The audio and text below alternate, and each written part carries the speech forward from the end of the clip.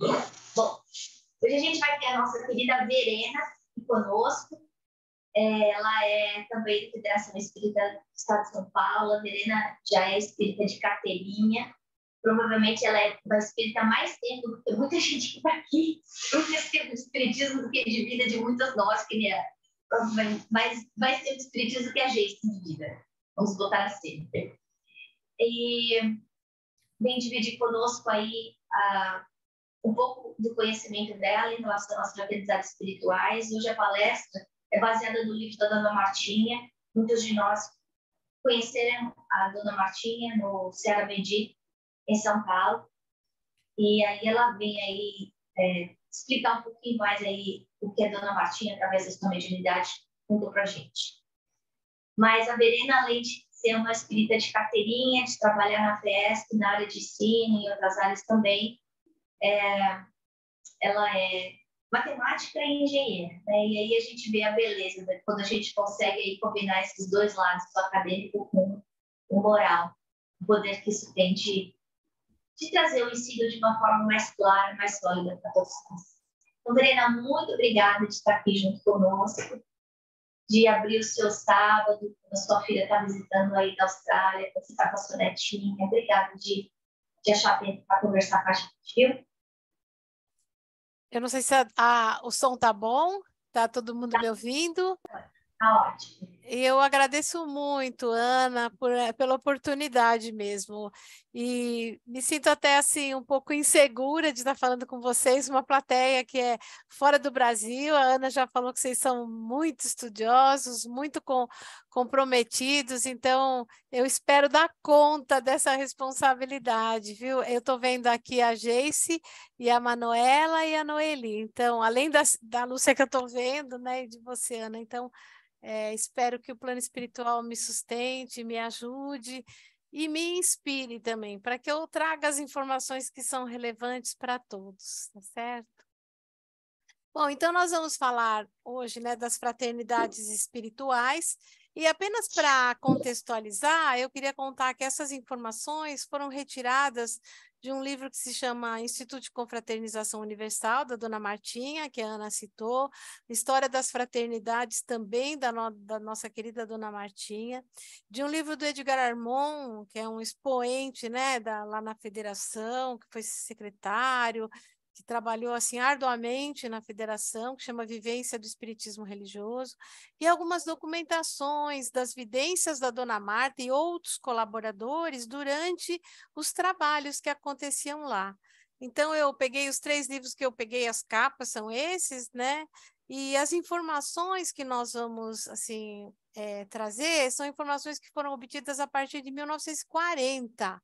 Apesar de que a gente vai ter conhecimento de informações de entidades muito anteriores a isso, né? Então, o objetivo realmente é trazer um pouco de toda essa, vou dizer assim, eu fiz uma compilação, eu não criei nada, eu só liguei as coisas, tá certo? Então, aqui uma foto da Dona Martinha, muito querida, muito respeitada, ela foi aluna da 3ª turma de aprendizes de evangelho lá na federação, e de lá até praticamente partir, ela só trabalhou no colégio de médios, trabalhou nas vibrações, outros tipos de trabalho, trabalhou em outras casas, fundou o Centro Noel, enfim, ela sempre foi uma médium muito compenetrada. E ela conta num dos livros que ela tinha algumas orientações, que era nunca tornar públicas informações sem antes buscar a confirmação com outros companheiros do plano espiritual, enfim. E parte das informações que acabaram saindo em 1992, eu ouvi de um grande espírita que nós estávamos falando agora, que é o seu Teodoro, que estavam guardadas há quase 2 décadas, porque ela estava com as informações, ela tinha documentado, vamos dizer, todas as informações, e ela não se sentia segura, porque ela não tinha recebido, vamos dizer, uma autorização para escrever. Então, isso é muito importante, né? O comprometimento do colaborador também. Então, vamos lá. Contextualizando o mundo, então, falando de uma visão espiritual do mundo, né? No século XV aconteceu o descobrimento das Américas, que nós sabemos. É história, mas assim, está já começando a mesclar com conteúdos que a gente tem nos livros, especialmente um dos livros importantíssimos é o livro A Caminho da Luz, onde a gente recebe todas essas informações, né? E se a gente for ligando as coisas de várias obras, a gente vai ver que está tudo muito relacionado, né? Já no século XVI, a Europa estava num princípio de uma convulsão. E as Américas estavam começando a brotar, né? Então, a gente sabia que lá... a gente sabia não, né? O plano espiritual já tinha preparado tudo para que as Américas tivessem um destino importante, né? Então, na Renascença, a gente sabe que haviam atritos muito grandes, França e Inglaterra sempre estavam se degladiando, vamos dizer, e muitos espíritos que nasciam lá continuavam nessa roda viva, porque não conseguiam superar as desavenças. Então, encarnações seguidas de encarnações e sempre vivendo as mesmas lutas, as mesmas animosidades, as mesmas diferenças. E haviam outros espíritos que já estavam atingindo um nível maior. Então, esses espíritos já começaram a ser, vamos dizer assim, migrados para as Américas. Então, diz o Emmanuel, né, que houve um esforço do plano invisível para trazer espíritos já com um grau de evolução maior para poderem habitar essas terras. E o próprio... No próprio livro do André Luiz, quando a gente vai falar já do século XX, das guerras, a gente sabe, né, do que estava acontecendo tanto no nosso lar, em outras colônias, sabendo que o continente europeu estava devastado, que havia assim desencarnação em massa, e esses espíritos, quando tinham possibilidade, já eram transferidos para uma vida diferente nas Américas, né? Então, tudo acontece nessa época. A gente está chegando, então, já no século XX, para ver o que está acontecendo no plano espiritual. Dizem também os mentores que, depois de todo esse contexto, era necessário realmente preparar também uma semente, um início de uma divulgação maior do espiritismo, não como espiritismo, batizado de espiritismo, mas como cristianismo redivivo, buscar realmente os ensinamentos de Jesus, disseminar essas informações. E isso começou a ser feito, as informações que nós temos, né, que eu estou tirando desse livro, mais ou menos de 1940, que foram os primeiros contatos das fraternidades feitas através do anjo Ismael, né, que é o anjo protetor do Brasil, para que se iniciassem os trabalhos da organização de casas espíritas, não só focadas em fenômenos, ou não só focadas em teorias, porque até aquele momento, ou as casas estavam muito interessadas em fenômenos físicos que já aconteciam assim com grande evidência, ou então estavam interessados somente na teoria, na teoria, e as coisas estavam meio desconectadas. Então, havia necessidade de montar alguma estrutura maior para que pudesse ter realmente todos os nuances, que o espiritismo realmente pudesse ser divulgado, né? Então, foi Ismael que dá, assim, através de um médium, claro, que dá a primeira informação que era necessário mudar e começar a organizar um novo modo da divulgação do cristianismo. Então, falando de fraternidades, e para contextualizar, as fraternidades são grupos de espíritos unidos pelos mesmos ideais, espíritos extremamente evoluídos, capazes de atuar com muita eficiência em determinadas áreas, e nós vamos ver quais são e como eles trabalham, né? Então, tem tarefas de auxílio, especialmente socorros espirituais, tem desenvolvimento, né? Tarefa de desenvolvimento intelectual, para aumentar conhecimento em ciências, tecnologia, artes, desenvolvimento espiritual, equilíbrio da mediunidade, que nós sabemos que é muito importante, né? Enfim, tudo que envolve praticamente o nosso desenvolvimento pode ser apoiado por todas as fraternidades, está sendo apoiado pelas fraternidades que têm alguma conexão com esse assunto. E a gente também chama de venerável aquela personalidade importante que é, vamos dizer, um mentor dos trabalhos das fraternidades. Então, é um espírito de elevado calibre espiritual que é responsável por direcionar, por dar as diretrizes. Então, começando, eu falei de Ismael, né? Vamos falar de Ismael, então. Ismael, né? Vamos falar de governador espiritual do Brasil. O objetivo dele naquela época era auxiliar nos trabalhos da federação. E naquela década consta em um documento dos nossos professores aí mais antigos que se apresentaram cerca de 10.000 colaboradores.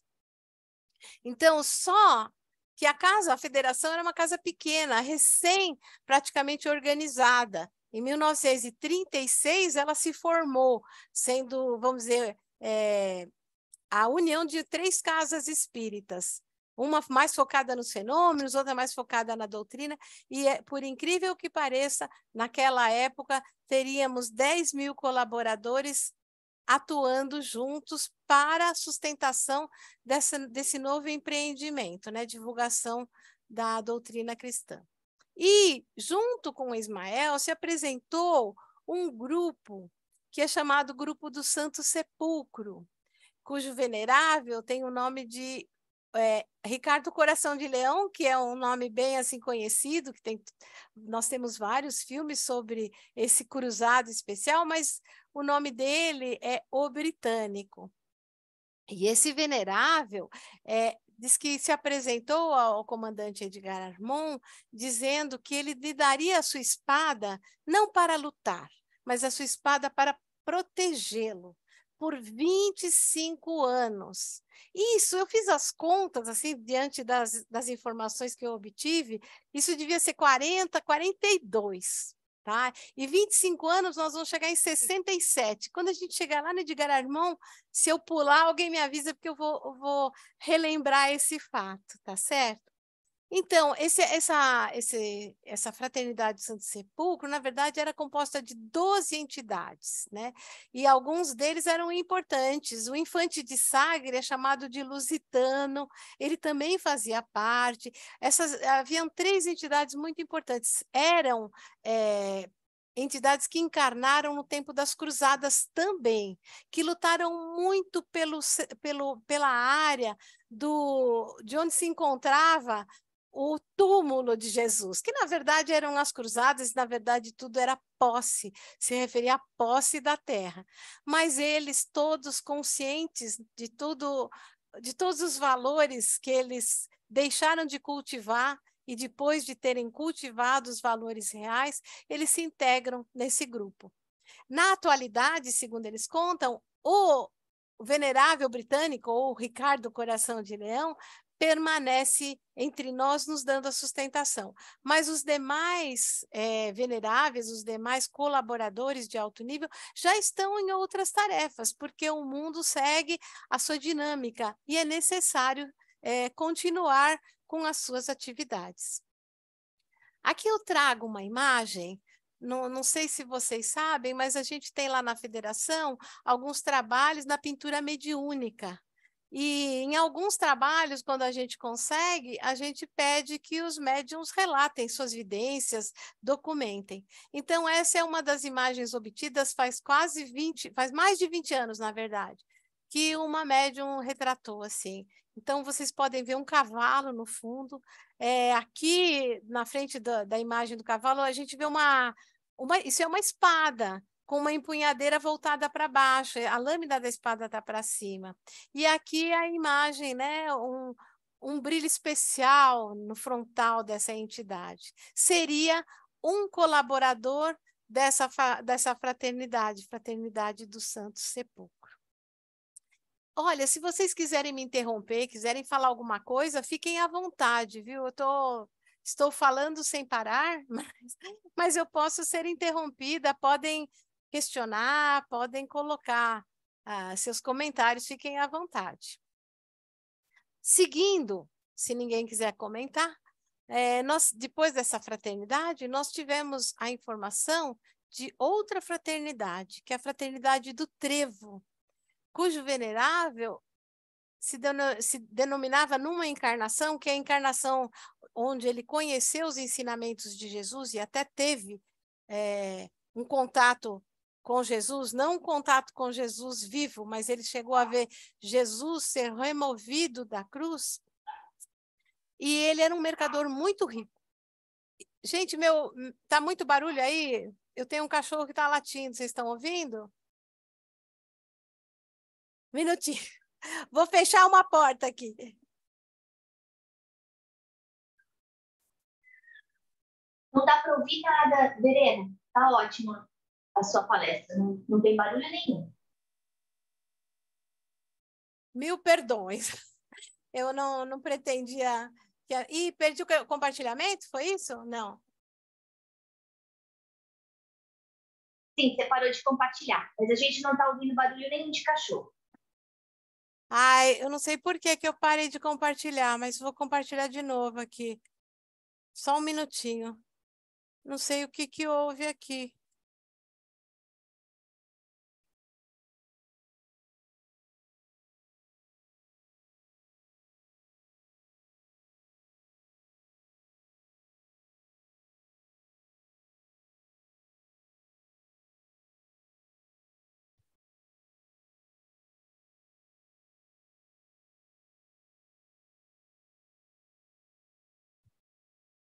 Entrou? Entrou a janela inteira ou entrou um pedacinho da janela só? Não, você não está em modo apresentação. Evo, um mercador muito famoso de nome Razin, que, na verdade, ele tinha navios e tinha muitos bens, ele coletava materiais e vendia. Os navios dele chegavam para venda e ele vendia num lugar, retirava os materiais de lá e ia vender em outro lugar. E ele chegou justamente no momento em que Jesus já tinha sido crucificado. E ele viu todo aquele movimento, ele foi perguntar o que tinha acontecido, se integrou, se informou e entendeu que o que Jesus tinha feito, entre aspas, não era nada mais do que um amor, uma bondade muito grande que Jesus tinha no seu coração e que não tinha objetivo nenhum de ser um homem, né, revolucionário ou qualquer coisa assim. Então, conta-se que ele foi perto da cruz quando Jesus estava sendo removido. E quando isso aconteceu, a mão de Jesus, que estava ensanguentada, derramou uma gotinha de sangue. E essa gotinha caiu em cima de uma plantinha, né, de um vegetal que estava ali próximo. E ele já tão sensibilizado de tudo que ele havia ouvido, ele pegou aquela folhinha, que era um trevo de 3 folhas, e guardou na sua túnica. E ele se foi, mas já profundamente tocado com os ensinamentos de Jesus, né? Porque ele era um homem que já sentia aquela bondade, o desejo de ajudar. E com todos aqueles ensinamentos, ele ficou, então, despertou todo aquele amor que ele já tinha, que ele podia divulgar. Quando ele chega no seu segundo destino, depois de ter conhecido toda essa história, ele fica sabendo da aparição de Jesus pós a crucificação.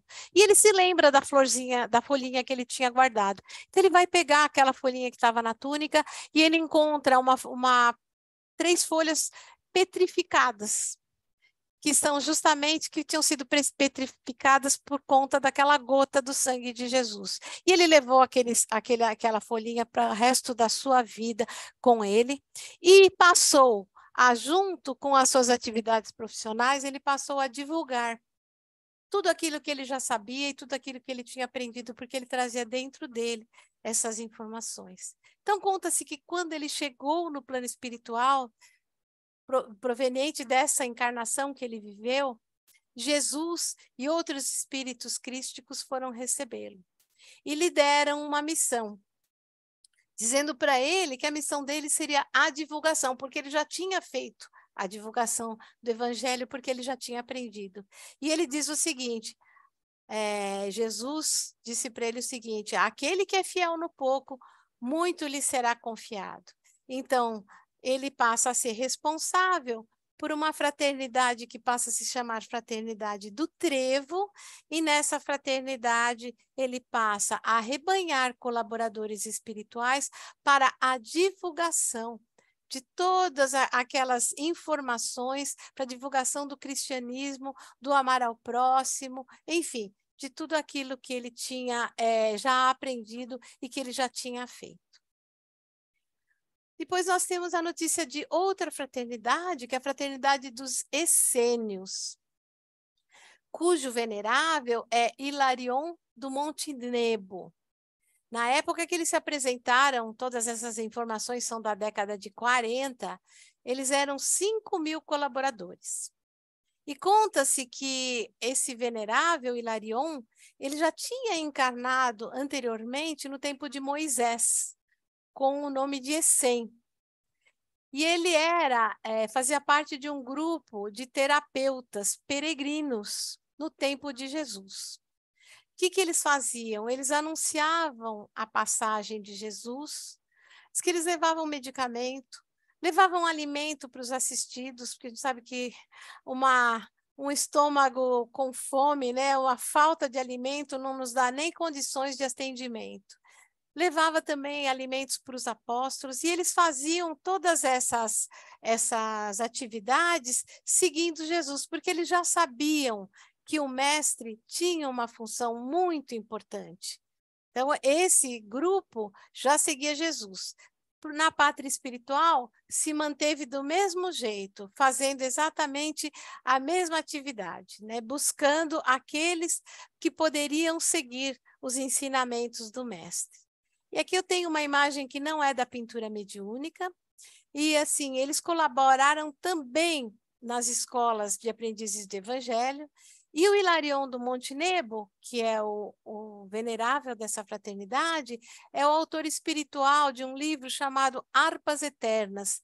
O livro, acho que são 4 volumes na sua versão original, e ele foi escrito psicograficamente em idioma espanhol. Segundo essas informações também, esses essênios deixaram de atuar no plano físico, não quer dizer que eles não continuem atuando no plano espiritual, mas assim que o cristianismo começou a ser implantado, as tarefas dos essênios passaram somente a ser executadas no plano espiritual. E agora nós vamos para a Fraternidade da Rosa Mística. Desculpa. Essa imagem aqui é uma imagem que nos toca o coração. É uma imagem que foi obtida, segundo me foi dito, numa visita ao Chico Xavier.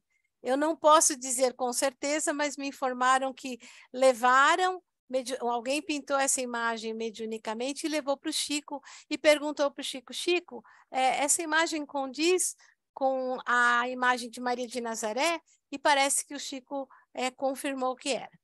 Então, não quero afirmar, mas estou passando a informação que me deram.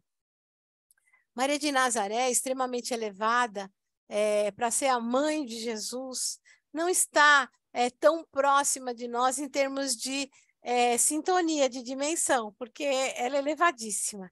Então, diz no livro da Dona Martinha que ela habita no 7º céu, que é um espaço, que é uma dimensão informada pelo Paulo de Tarso. Mas que as suas colaboradoras apresentam-se em todos os planetas e apoiam muitas fraternidades. A gente fala colaboradoras e fala colaboradores, mas nós sabemos que o gênero não tem importância no plano espiritual, mas eles se apresentam muitas vezes numa forma de serem identificados. Então, Maria de Nazaré é identificada como uma forma feminina. Enfim, é assim que nós a aprendemos. E dentro do grupo existem 3 grupos muito importantes que são um grupo chamado Grupo de Anciãs, que atende especificamente suicidas em vales de acolhimento. Nós lemos várias obras, né? Nós sabemos do Vale dos Suicidas, nós temos as Memórias de um Suicida, nós vemos o André Luiz contando aqueles resgates dos colaboradores e dos colaboradores que resgatam espíritos que suicidam, enfim. Essas anciãs se apresentam com a imagem de pessoas mais idosas, atuam nesses vales. Existe um grupo que é chamado Grupo das Virgens, que recebem crianças com problemas psíquicos. E nós sabemos que problemas psíquicos, na sua maioria das vezes, têm a origem no espiritual. E ainda existe um outro grupo também, indicado pela dona Marta, que é o das servidoras do Grande Amor Universal, porque eles atuam justamente nos grupos de jovens encarnados ou desencarnados para tentar direcioná-los aos templos de atendimento cristão. Nós sabemos que os jovens, em particular, são o futuro da humanidade. Nós sabemos que tudo que existe tem realmente uma sequência, e são os jovens de hoje e os jovens da década de 40 e os jovens de antes que sempre foram direcionando o futuro da humanidade. Então, importante grupo das servidoras do Grande Amor Universal, porque elas estão atuando sempre na juventude do planeta, para que eles sejam direcionados para o bem. E aqui eu tenho uma imagem de duas colaboradoras, uma, a da esquerda, que é o do grupo das anciãs, e uma da direita, que é do grupo de virgens. Essas são vidências, não são realmente dignas de serem confirmadas, mas aconteceram em trabalhos e a gente acredita que elas tenham se apresentado dessa forma. Dando sequência, nós temos a Fraternidade dos Filhos do Deserto, cujo venerável, na encarnação que nós o conhecemos, ou pelo menos ouvimos falar dele, foi Melchior, o rei mago. Ele teve uma encarnação com o nome de Suamiya. E eles têm uma sede que é no Saara, na região do Saara, do deserto. E diz que o Melchior já era, naquela época, um homem extremamente bondoso, sábio, que se reunia com os grupos daquela época. Ele conhecia as escrituras, eles conheciam a astronomia e já esperavam o Messias. E sabiam que o Messias nasceria em Belém. Então, nessa época, quando ele vai com o Gaspar e o Baltazar, eles já estavam fazendo uma viagem orientada espiritualmente. E ele, em particular, leva o incenso e a mirra para o menino que ia nascer, porque eles já sabiam das decisões de Herodes, que era de eliminar todos os recém-nascidos do sexo masculino. Diz que ele governou o seu povo com muita sabedoria. E quando ele volta para o plano espiritual, ele vê que todas aquelas riquezas que ele tinha, com as quais ele governou, não foram suficientes. Então, o que ele faz? Ele se apresenta a Maria com um contingente de servidores já daquela época e ele se coloca à disposição de Maria. Então, ele atende a todos os chamados que Maria... A gente falou agora há pouco, né, que Maria atua em todo o planeta. Maria arrebanha os colaboradores mais indicados e eles são alguns daqueles que Maria chama em determinadas situações. Então, eles são intermediários de Maria, protegem especialmente os aflitos em seus trabalhos, deslocam-se com muita facilidade entre os continentes, eles são espíritos evoluídos e auxiliam muito quando ocorrem os embates no Oriente. Como nós vemos, praticamente a minha existência inteira, eu vejo isso, né? Depois, nós temos outro, o venerável Ling Fo, que era um mercador muito humilde do Oriente. Na China, quando esse espírito encarnou, ele era um nobre chinês que tinha muitos conhecimentos, tinha riqueza, mas ele acreditava no potencial da bondade do ser humano e incentivava o autoaperfeiçoamento. Ele pensava que os fortes tinham que ajudar os mais fracos, que os mais velhos tinham que ajudar os sem experiência. E quando ele desencarna também, ele se conscientiza que tudo aquilo não foi suficiente, porque ele precisava ter feito mais, porque ele já era mais evoluído. Então, ele escolhe uma outra encarnação, onde a pobreza material vai ser realmente aquilo que vai lhe dar a mola propulsora das suas atividades. Então, ele volta à encarnação como Ling Fo.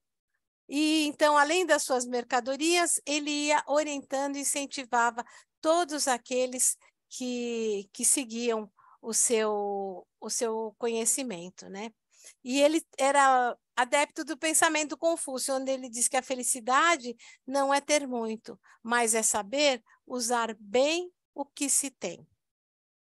Então, mais um pensamento, e eu fico me relembrando dos livros que a gente estuda e aprendendo que tudo que nós temos, tudo que nós aprendemos, está sendo avisado há muito tempo. Em todas as obras que tratam, né, da espiritualidade, da reencarnação, nós vemos que vários espíritos missionários encarnaram entre nós para nos proteger, para nos auxiliar.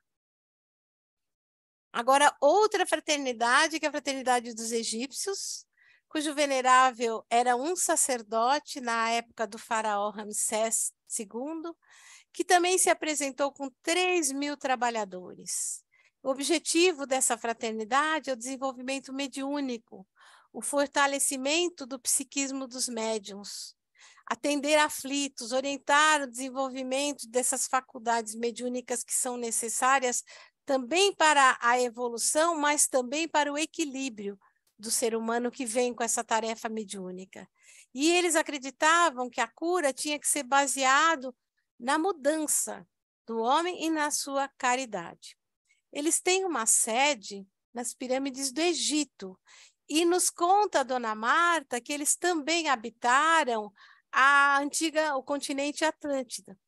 Então, eram espíritos, como a gente vê, já bastante evoluídos, e que trazem todo o seu conhecimento, né? Conta-se que esses espíritos também foram chamados a cooperar com Cristo na libertação de almas, e ele organizou, então, essa sua legião para assistir aqueles que buscam usar a sensibilidade e o conhecimento para desenvolver os ensinamentos de Jesus e buscar a divindade dentro de cada um de nós. E eles auxiliam também aqueles que se encontram em reencarnações retificadoras, onde precisam mais ainda de apoio do que aqueles que vêm numa reencarnação onde não há necessidade de tanto trabalho, de tanta modificação. Agora, uma outra fraternidade que se apresentou é a Fraternidade do Cálice, cuja responsável é Maria de Magdala, que é um dos maiores agrupamentos também de fraternidades. Eles apoiam os doentes, apoiaram por muito tempo os rancenianos, apoiavam pessoas que não tinham lar na terra, que eram escravos de vícios, que atendiam vítimas de obsessão. Eles eram como enfermeiros, faziam enfermagem daqueles que sofriam.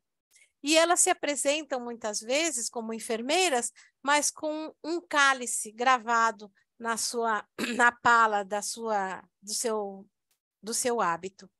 E aqui é uma imagem, então, de uma colaboradora dessa área. Conta também o Edgar Armon que existe um grupo chamado Grupo da Castelã, que está integrado a essa fraternidade, que são relacionados e que fazem os seus trabalhos de forma contínua e se apoiam juntamente, né?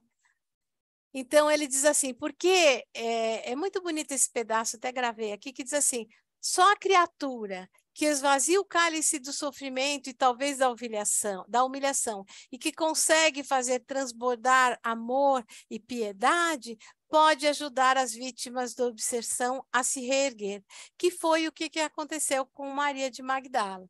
Então, Maria Madalena, nós não sabemos exatamente, existem informações controversas, mas nós sabemos que ela foi uma criatura que realmente seguiu o mestre à risca, que seguiu os ensinamentos de Jesus, que se dedicou, e depois da partida dele, teve a honra de ser a primeira a vê-lo, ainda que não na matéria, e seguiu todos os ensinamentos, pondo em prática, ajudando a todos, tanto que veio desencarnar no Vale dos Rancenianos. Então, essa é Maria de Magdala. E ela também faz parte desses grupos que atuam amenizando os sofrimentos mais cruéis que existem no nosso planeta.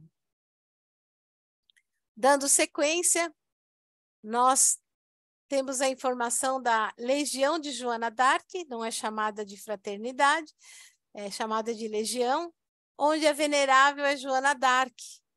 Nós sabemos que Joana d'Arc, nessa encarnação, ela ouvia vozes de São Miguel, Santa Margarida, Santa Catarina, e tinha evidências. Então, ela já era mal vista por conta de todas essas informações. E ela lutou muito para estabelecer o equilíbrio da França como nação. As dificuldades da França começam no reinado de Carlos IV, se eu não me engano, e vai seguindo, mas no reinado de Carlos VII, ela conseguiu, ela foi responsável pelo desfecho das guerras dos 100 anos. Mas isso não foi suficiente, porque apesar da França estar liberta dos ingleses, ela acabou sendo presa, acabou sendo julgada e condenada, né? Nós sabemos, a morrer na fogueira. Joana d'Arc conta que ela tem 2 grupos especiais, um que fica na França, junto do rio Loire, e o outro que fica num ponto do Atlântico, numa costa onde dizem que é a costa do Brasil. O que os espíritos nos contam de Joana d'Arc é que elas se apresentam de 2 formas, quando elas querem se fazer presentes e ser vistas. Uma delas é quando a situação está muito difícil. Elas se apresentam armadas, como armaduras. E nós sabemos que os espíritos menos evoluídos se amedrontam com as aparências, eles não sabem que aquilo é uma mera aparência. Então, quando elas se apresentam armadas, em suas armaduras, automaticamente elas impõem um certo respeito e acabam afastando aqueles que têm intenções de cometer algum mal. Por outro lado, quando o ambiente está calmo e elas estão trabalhando também, elas se apresentam como camponesas, com túnicas e com o símbolo de uma flor de lis nas suas túnicas. Essas colaboradoras também são muito vistas, foi o que me contaram, nos trabalhos aqui, especialmente aqui no Brasil, em São Paulo, onde nós sabemos que nós temos um contingente muito grande de homens que vivem na rua, onde as pessoas vão levar alimento, vão levar remédio, já não se leva mais, né? Mas vão tentar dar um apoio. Então, uma pessoa que estava ouvindo uma exposição dessas que eu fiz, e ele me falou, olha, você está falando uma coisa que eu vejo sempre e que eu nunca entendo, porque às vezes eu vejo assim mulheres, aparentemente mulheres vestidas de armaduras, e às vezes eu vejo realmente mulheres em túnicas circulando. E ele me disse que realmente quando ele via as guerreiras, os ambientes onde eles estavam mais agressivos. De acordo com as vibrações do momento. E quando as vibrações estavam calmas, diz que elas circulavam entre eles, quando eles estavam oferecendo sopa ou qualquer outro tipo de apoio aos homens que vivem na rua ou sem teto aqui de São Paulo. Então, isso são depoimentos, mas nós sabemos que eles estão presentes sempre. Não é necessário que a gente os veja para a gente entender que eles estão conosco, não é verdade? Outra fraternidade muito importante, que para nós espíritas realmente é uma fraternidade a quem nós recorremos muito, é a fraternidade dos humildes, onde o venerável é o Dr. Bezerra de Menezes. Nos contam que ele é o protetor de todas as casas espíritas e cristãs, que ele é protetor da federação desde a sua fundação. que eles orientam todos os trabalhos de cura e encaminhamento dos assistidos. E diz a dona Marta que alguns dos colaboradores, na época dele, na época em que essa fraternidade se apresentou, foram homens importantes aqui, que é o José Antônio Pereira, Camilo Maria Ferreira e Arnaldo Vieira de Carvalho. Até tem uma rua aqui em São Paulo com esse nome. Esses colaboradores, esses humildes, eles não medem esforços, e eles estão agrupados em vários tipos de atividades. Numa conversa que eu tive com uma pessoa mais experiente da federação, ele me disse que todos esses que eu vou citar agora estavam ligados diretos ou indiretamente à Fraternidade dos Humildes. E nós sabemos que o nome humilde, né, foi dado por aqueles outros espíritos que viam as atividades desses homens espíritas que faziam as suas bondades. Dr. Bezerra, que é o chefe dessa fraternidade, jamais se daria o título de humilde e nem chamaria de humildes os seus colaboradores, mas por conta de tudo que eles fazem no meio espiritual, eles recebem esse nome. Então, aqui vão alguns colaboradores dessa fraternidade. Nós temos os colaboradores Pasteur, que foi cientista e que prestou grande auxílio nos grupos de cura, nos trabalhos mediúnicos e atendimentos padronizados.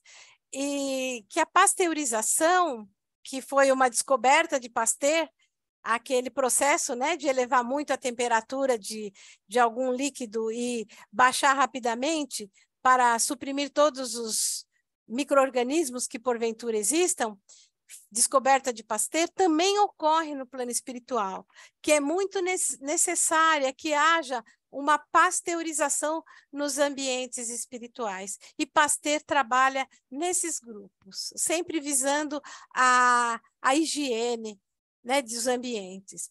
Já Agostinho de Hipona, grande filósofo, também trabalhou na organização de grupos de cura, investigações, harmonização de ambiente, e nós sabemos também que o Agostinho tem várias mensagens na codificação, obtido por Kardec. Outros grupos ou subgrupos que existem são os grupos dos índios. Os índios oferecem proteção aos trabalhos e à manutenção da ordem. Da mesma forma que nós sabemos que, às vezes, um espírito se apresenta com uma forma mais agressiva, de guerreiro, uma forma de que possa intimidar os espíritos menos esclarecidos, os índios fazem o mesmo. O fato deles se fazerem presentes, muitas vezes, já auxilia na manutenção da ordem espiritual dos trabalhos. E os índios nos contaram que existem duas correntes, uma corrente de Itaporã, liderada por Itaporã, e outra corrente liderada por Brogotá. Além desses grupos, existem alguns outros grupos ligados, que são organizados e liderados pela enfermeira Ana Neri, que é um grupo de enfermeiras, que cuida realmente de uma enfermagem.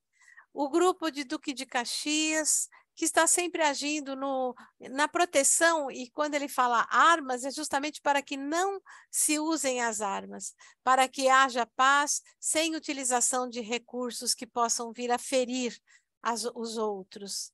O Almirante Tamandaré, que também presta um grande auxílio na manutenção da ordem, vamos dizer, nos mares. Outros grupos que nós temos, grupo da Lei Áurea, que é formado por abolicionistas, como, por exemplo, Cruz e Souza, como Gonçalves Dias, que sempre estiveram ao lado daqueles que são oprimidos pela sociedade, oprimidos eventualmente pelo meio em que se encontram, e eles sempre se fazem presentes nesses momentos. Nesses momentos agora que a gente tem tanta discriminação, eu acredito que eles estejam agindo muito. Além deles, nós encontramos a Isabel de Bragança, José do Patrocínio e a nossa conhecida Anália Franco, que também fazem parte de um grupo chamado Grupo da Lei Áurea, que tem a ver com a libertação da escravização. Mas nós estamos falando de uma escravização maior, é a escravização da mente, que é muito importante que a gente tenha noção de quanto isso pode prejudicar um indivíduo ou prejudicar um grupo, uma sociedade.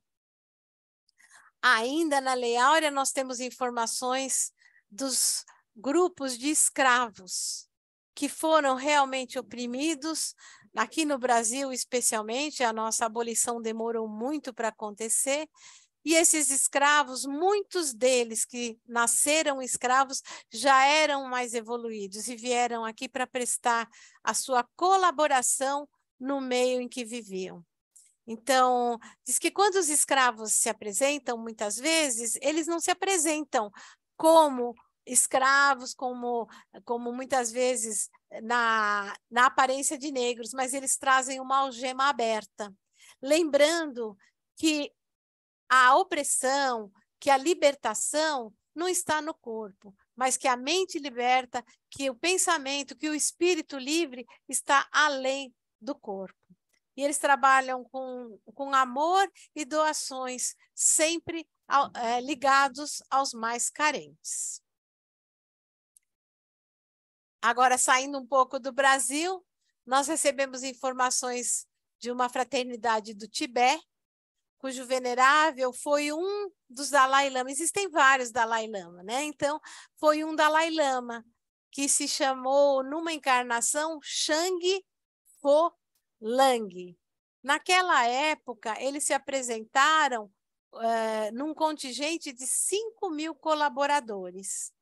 E esse venerável, esse Dalai Lama, ele ensinava a usar a meditação para corrigir pensamentos inferiores. E então, o que eles fazem? Eles buscam inspirar aqueles que estão nos momentos de depressão, de dificuldade, a acender uma luz na sua mente, no seu coração. Eles prestam socorro aos desencarnados, e especialmente aqueles grupos que têm desencarnes ou que sofrem muito mais com as opressões, que são os violentados e os violentadores, os carrascos, os supliciadores.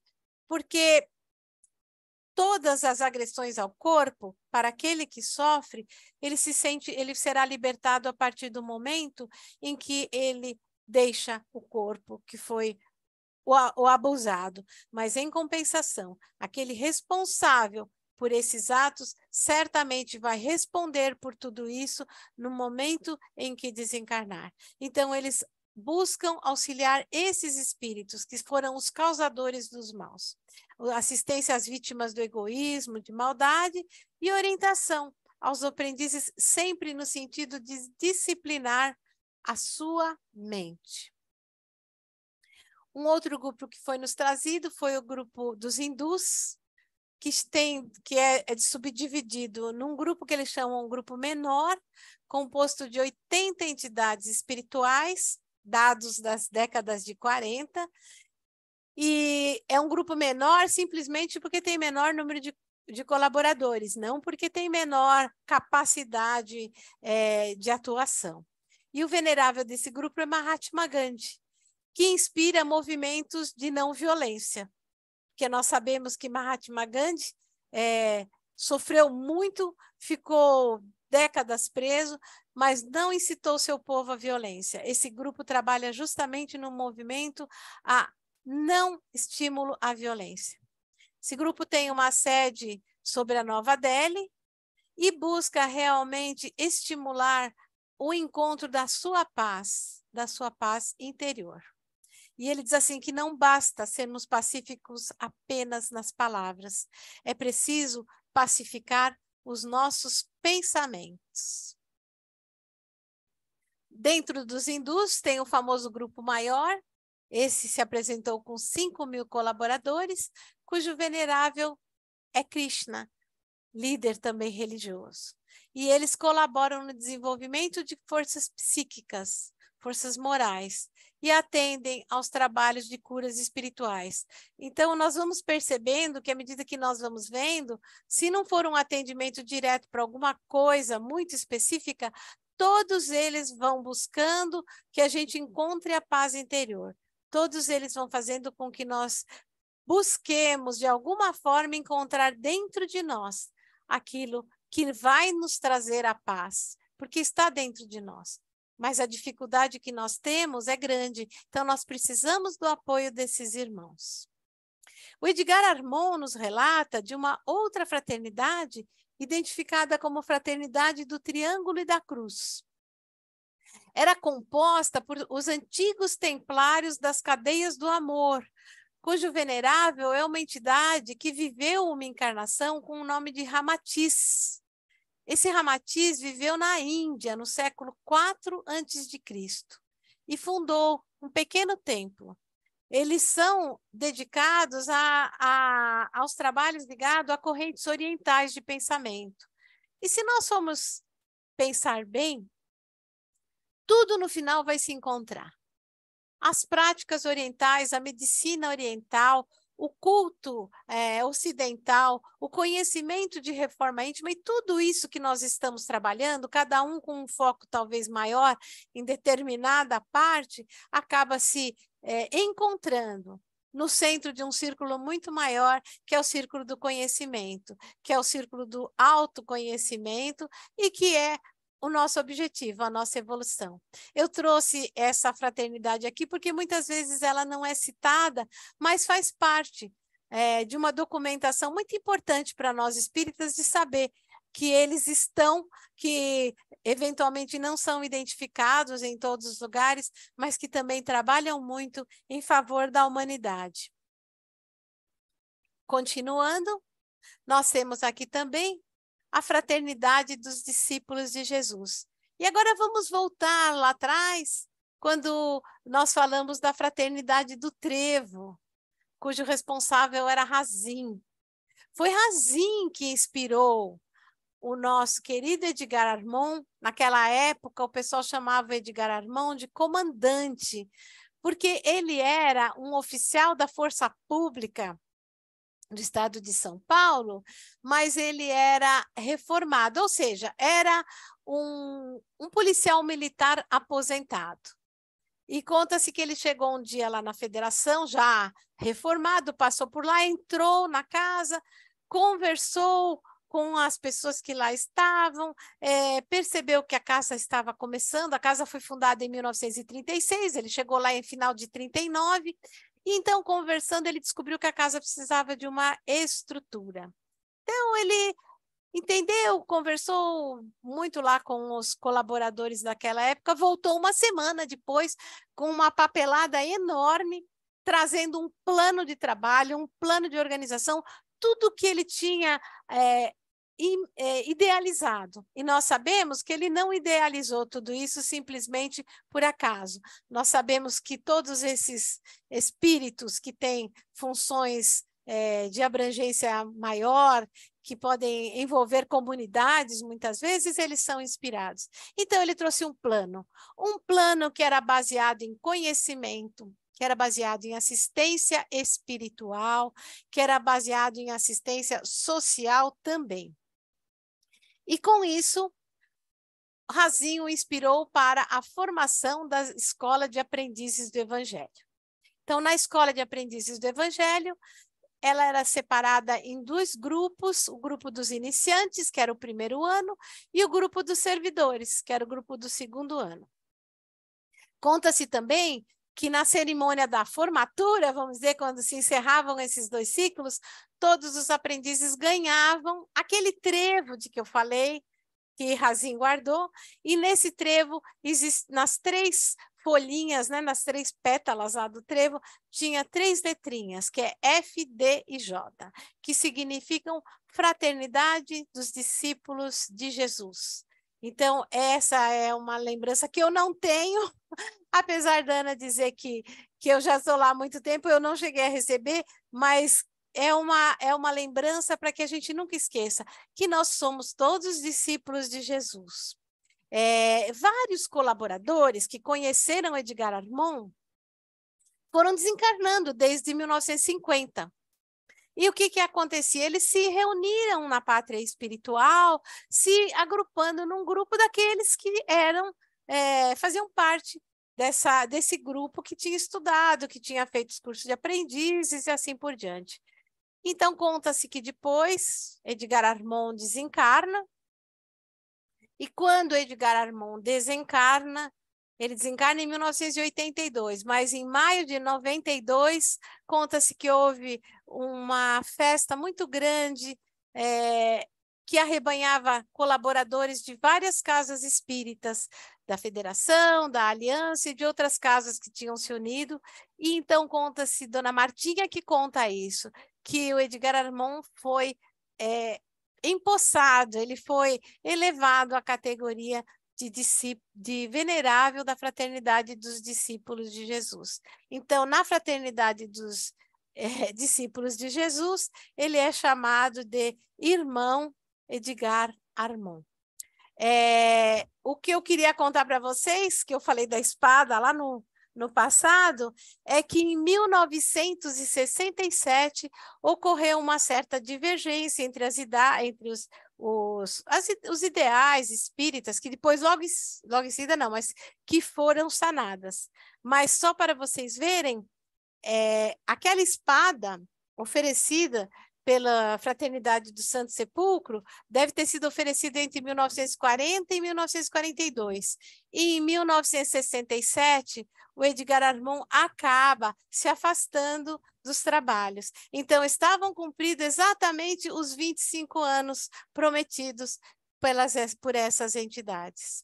Então, vejam que o plano espiritual tem uma visão maior, né? Aquela visão de olhar de cima e não ficar olhando aos lados. E tudo o que vem acontecendo já está mais ou menos previsto, já está mais ou menos encaminhado, e eles vão tentando nos direcionar para nos apoiarem, para que a gente não sofra mais do que o que a gente já sofre.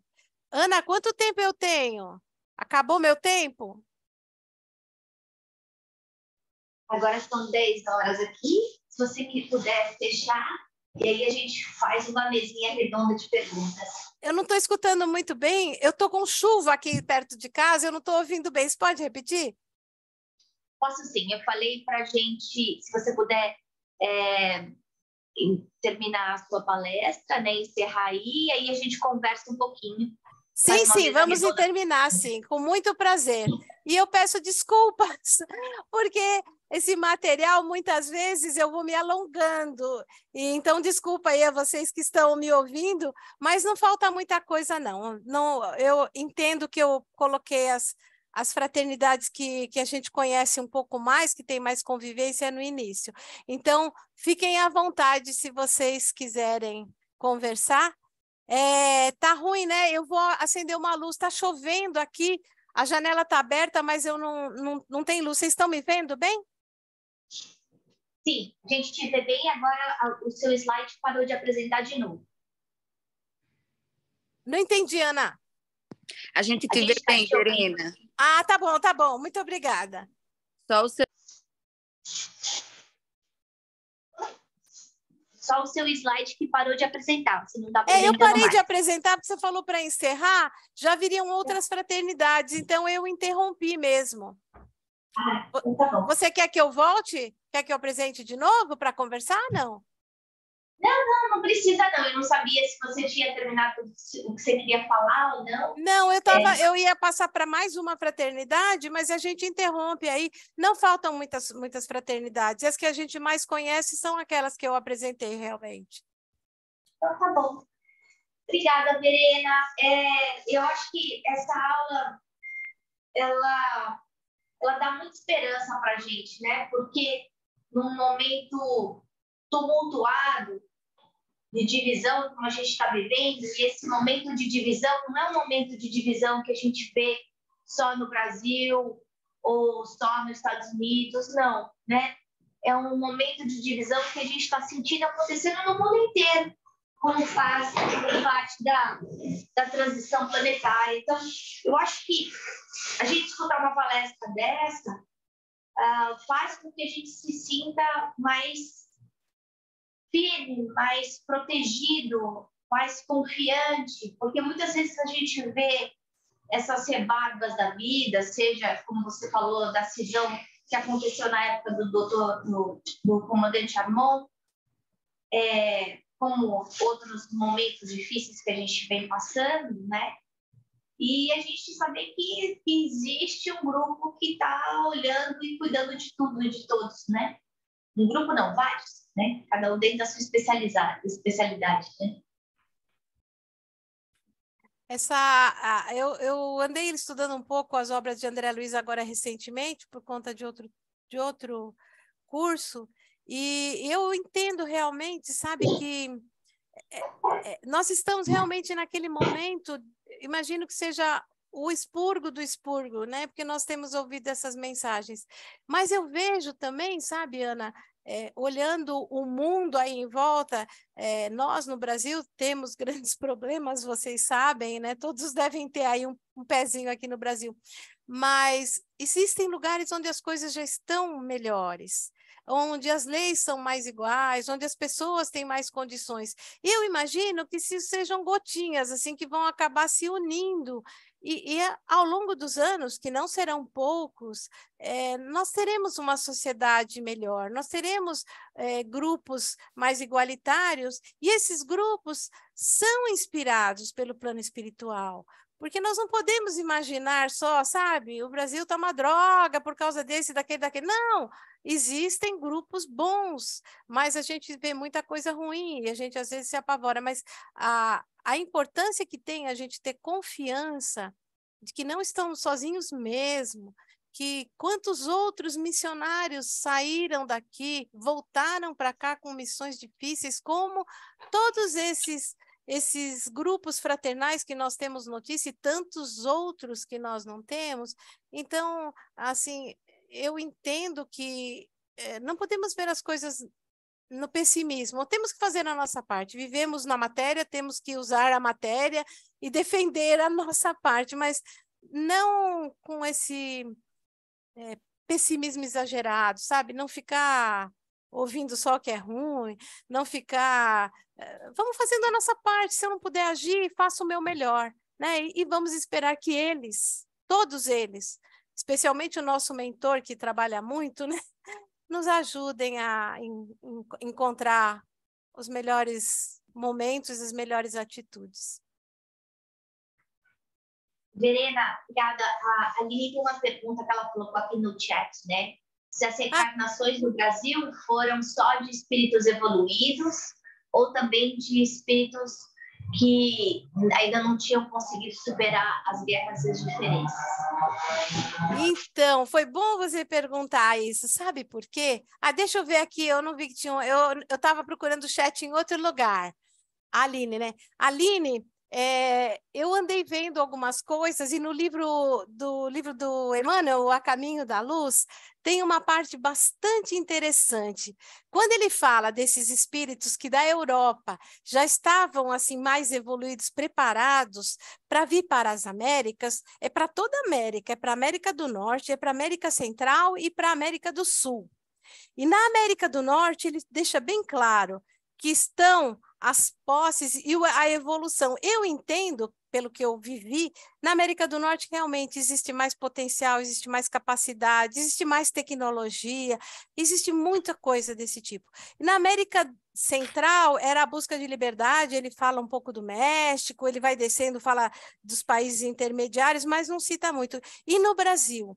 No Brasil ele fala que estariam chegando aqui os espíritos que precisavam amolecer o coração para trabalho da mediunidade, para que pudessem usar a sua capacidade mediúnica, não essa capacidade mediúnica que a gente sabe que é exercitar a mediunidade assim de uma coisa formal, mas para captar aquilo que é necessário que o plano espiritual precisa. Então, no livro, ele fala muito bem por que a liberdade aconteceu na América do Norte, a libertação dos escravos e a própria liberdade aconteceu primeiro, né? Pelo menos em alguns lugares, a libertação dos escravos, porque eles eram mais evoluídos, têm aquela capacidade de gerir, de gestão das coisas. Nós não, a gente vai indo atrás, mas em compensação a gente tem a função de se melhorar e de usar essa capacidade. Estão nascendo, parece que pessoas com capacidade mediúnica boa, justamente para fazer a sua parte e estimular a bondade, tudo aquilo que tem que ser feito. Então, é tudo complementar, né? Não acredito...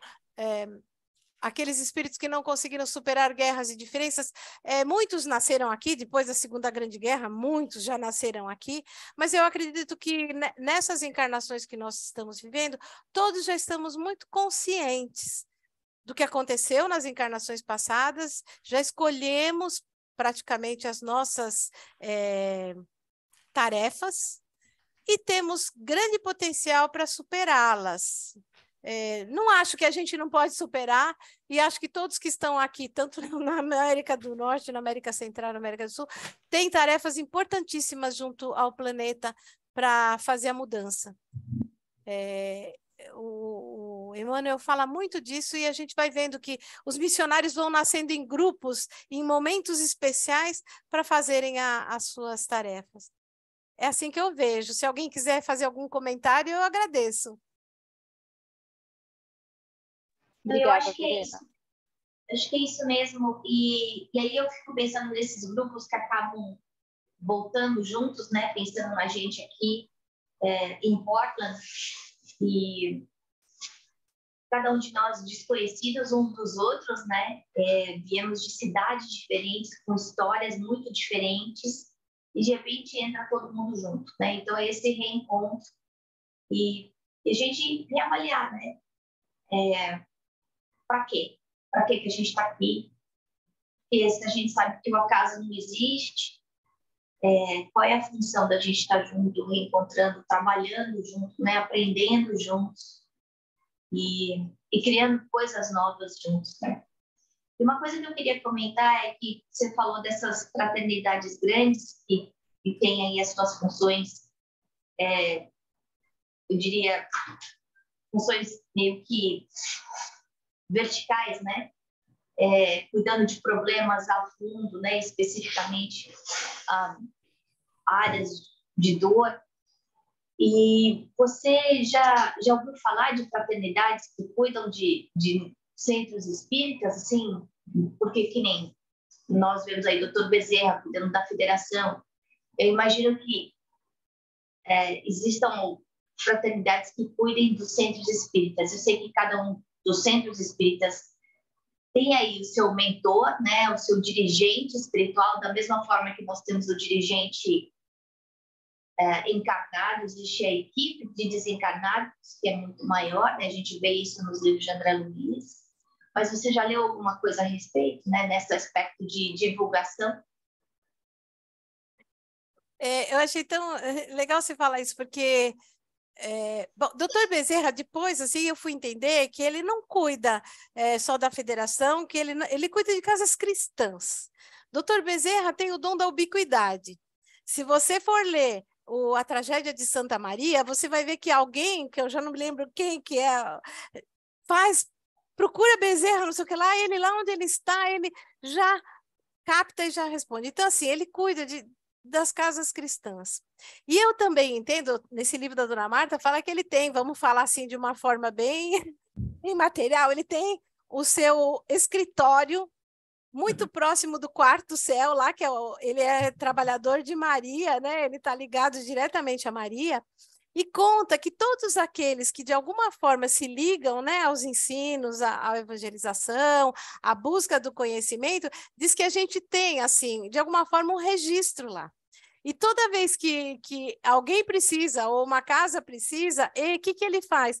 Ele destaca trabalhadores para a busca de como é que se resolvem, como é que se auxilia pessoas ou aqueles que buscam por ele. Então, imagino assim, quando eu estava pensando um pouco em vocês, eu pensei, tá aí mais uma semente, né, que está dando frutos lá no país lá longe. Então, eu imagino que todos estejam ligados a um ideal comum, né? E que todos têm os seus prepostos, né? Indicados por esses espíritos mais evoluídos e que certamente estão ligados a essa ideia maior e ligado diretamente, Ana, assim, eu vejo Ismael em tudo quanto é lugar, assim, então eu peço a Ismael na época das eleições, eu peço para Ismael na época de coisas novas que vem acontecendo no nosso país, então assim, está tudo ligado, só que é uma organização perfeita, é uma organização onde as coisas seguem um caminho de respeito, de caridade, de bom senso, lucidez, e isso vai direto. Como a comunicação do Dr. Bezerra aconteceu bem depois da nossa, a gente demorou um tempo, eu acho que todos os centros têm o seu grande responsável e certamente em algum momento ele vai se apresentar e dizer alguma coisa. O de vocês é o Chico Xavier, né? É isso aí, é o Chico. Imagina, né? Imagina que amparo que vocês têm, né? É verdade. Eu posso falar? Pode. Eu confesso a vocês que eu estou especialmente emocionada desde a hora que a Ana fez a colocação dela, depois os comentários da Verena. Eu senti intensamente que esse é o momento mais importante do nosso encontro. Lembrar todos nós, termos certeza e não esquecermos nunca que o acaso não existe, que não é por acaso que esse grupo se reuniu. É especialmente comovente pensar numa cidade como Portland, num país enorme como Estados Unidos, não existir nenhum centro espírita. E, de repente, chegam essas moças bonitas, e moços bonitos também, e se dispõem a trabalhar, e com pouco tempo de convivência, eu observo entre todos um clima de família espiritual. Não tenho a menor dúvida de que vocês estão entrelaçados, interligados por esse compromisso e nessa tarefa de amor, né? E Ana, uns tempos atrás, fez um comentário também que me marcou muito, que ela, procurando sala para alugar, para ter um endereço fixo para o grupo, para não fazer só palestra em português, para começar a fazer palestra em inglês, começaram fazendo só uma por mês, agora já fazem 2. E ela me disse, por que, mamãe? Eu tenho certeza que nós não fundamos esse centro para uma dezena de brasileiros. Essa sementinha que Verena lembrou, que está sendo plantada amorosamente, lindamente por vocês, com certeza, com a ajuda do plano espiritual, abençoada pelos benfeitores, vai florescer, vai frutificar e futuramente, como Ana sentiu naquele momento, será para os nossos filhos, para os amigos dos nossos filhos, e vejam vocês, no nosso grupo ainda há muita brasilidade, mas as nossas crianças já estão mais interligadas com os americanos, então a gente não sabe até onde essa nossa interferência, esse nosso trabalho vai chegar, né? É realmente um compromisso para se levar muito a sério. E isso que Verena colocou também sobre Bezerra de Menezes, as nossas raízes brasileiras nos ligam com o Brasil, nos ligam com a Federação. E, com certeza, alguns colaboradores de Bezerra estarão sempre nos dando o apoio necessário na hora certa. E muito bom a gente lembrar que o doutor Bezerra está lá no quarto céu dele.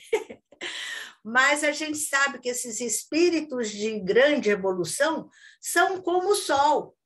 Eles estão lá, mas eles irradiam a sua luz, a sua energia, e envolvem, no mesmo horário, por exemplo, 7 horas da noite, 200 centros estão recebendo mensagem, 200 médiuns que estiverem sintonizados vão captar a mensagem enviada por Dr. Bezerra. E há nos livros do Divaldo também, inclusive, registros de presença de Dr. Bezerra em centros de Umbanda. Por quê? Porque todas as religiões são boas, são respeitáveis, estão procurando ajuda, e ele e seus colaboradores ajudam a todos sempre, né? Verena, muito obrigada pela linda aula. E nesse momento solene eu te entrego um trevinho da Fraternidade dos Discípulos de Jesus. Eu entrego virtualmente, mas na primeira oportunidade eu vou te entregar um material, tá bom? Agora quem se emociona sou eu. Muito obrigada, Lúcia. Obrigada, Ana, e a todos. Eu peço desculpas, aqui está chovendo torrencialmente, não sei se está chovendo na sua casa. Aqui está caindo raios e trovões. Eu estava rezando para não acabar a luz, mas nós conseguimos. Deu tudo certo. Muito obrigada, gente. Obrigada pela acolhida. E Ana, olha, você está abençoada. Fique certa de que você e esse grupo que a Lúcia falou têm uma missão. E vão conseguir, porque estão muito sustentados, muito amparados. Se Deus quiser, se Deus quiser. Obrigada, Verena. Obrigada pelo encontro de hoje, por dividir todos esses ensinamentos para a gente. Como eu falei, eu acho que isso ajuda a fortalecer a nossa fé, a nossa confiança no trabalho, no futuro, no trabalho com Jesus, né? Saber que a gente não está sozinho. E aí, nesse instante, nós vamos pedindo a equipe do Chico Xavier que envolva a todos nós naquele passo espiritual completo, em especial a Verena, que ela possa ser envolvida num abraço fraterno, de muito amor, de muita luz, de muita paz. Que nós consigamos retribuir a ela todas essas bênçãos que dividiu conosco nesta manhã, e que ela receba uma abraçada de flores amarelas em nosso nome. Essas flores possam iluminar o seu lar, e seu perfume possa envolver a todos que lá se encontram, trazendo paz, amor, alegria e luz. Mestre Jesus, obrigado pelo nosso encontro de hoje.